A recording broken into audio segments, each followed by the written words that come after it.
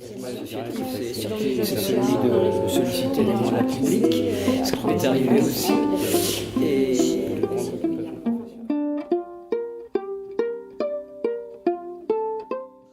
Le parcours bénévole a démarré il y a à peu près une trentaine d'années. J'étais alors dans le nord du département et j'ai commencé une activité bénévole au sein d'un club sportif. Bien sûr en tant que joueur, puis accompagnant pour finir trésorier du club. L'épisode, je dirais, de bénévolat s'est un petit peu atténué pendant une vingtaine d'années parce que le parcours professionnel que j'avais ne me laissait fort peu de temps pour des activités bénévoles. Et cette activité bénévole a redémarré dans les années 2000.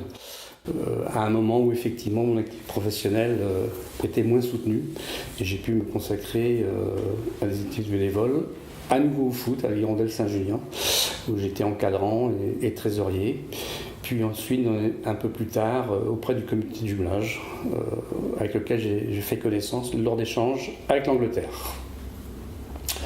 Et je poursuis cette activité de bénévolat avec le jumelage, ainsi qu'une autre association dans le centre de Nantes.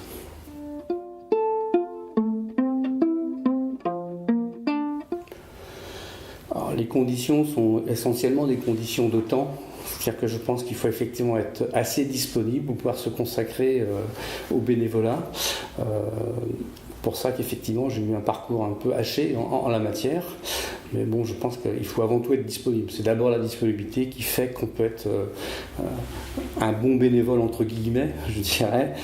En tout cas, un bénévole disponible, ça demande beaucoup de temps. Je pense que tous ceux qui sont bénévoles ont besoin de temps. Autour du temps et de la disponibilité, on entend parfois les bénévoles dire ah mais moi je veux bien être bénévole, mais en juin et en septembre je m'en vais, en juillet, en août j'ai mes petits-enfants à m'occuper, je pourrais pas être là, faut pas compter sur moi. Est-ce que vous êtes dans ce cas Je crois qu'effectivement, alors quand on est dans la vie active, c'est un peu compliqué, mais quand on est retraité depuis peu comme moi, ça l'est encore plus. Parce qu'effectivement, tout ce que vous venez de dire est une vérité. On a les petits-enfants, on prend un peu plus de temps pour soi aussi.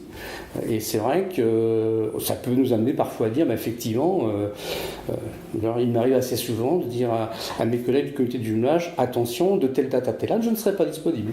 Mais bon, je pense que quand les règles sont connues, c'est assez facile à gérer et chacun, effectivement, y trouve son compte.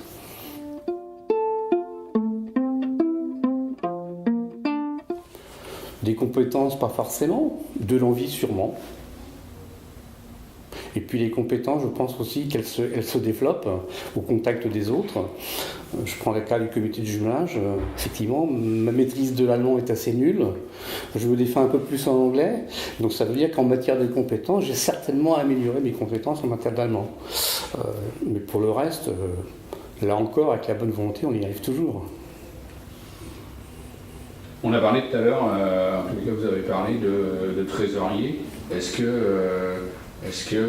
c'est quelque chose de compliqué pour quelqu'un qui ne s'y connaît pas et qui veut devenir trésorier dans une association ? Alors ça peut être compliqué, effectivement, ça demande quelques connaissances.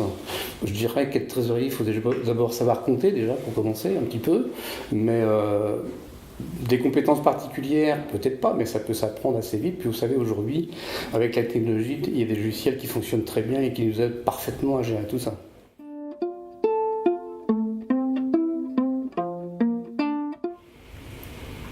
Quand on aime, on ne compte pas, même les années. Donc je crois qu'effectivement, on peut très bien être bénévole à partir de 18 ans et rester bénévole jusqu'à 80 ans. Là encore, c'est bien une question d'envie, je pense. Il y a effectivement eu un rajeunissement lors des deux dernières assemblées générales. On a eu effectivement des nouveaux candidats jeunes. Donc je dirais la proportion de retraités, entre guillemets, a tendance à diminuer.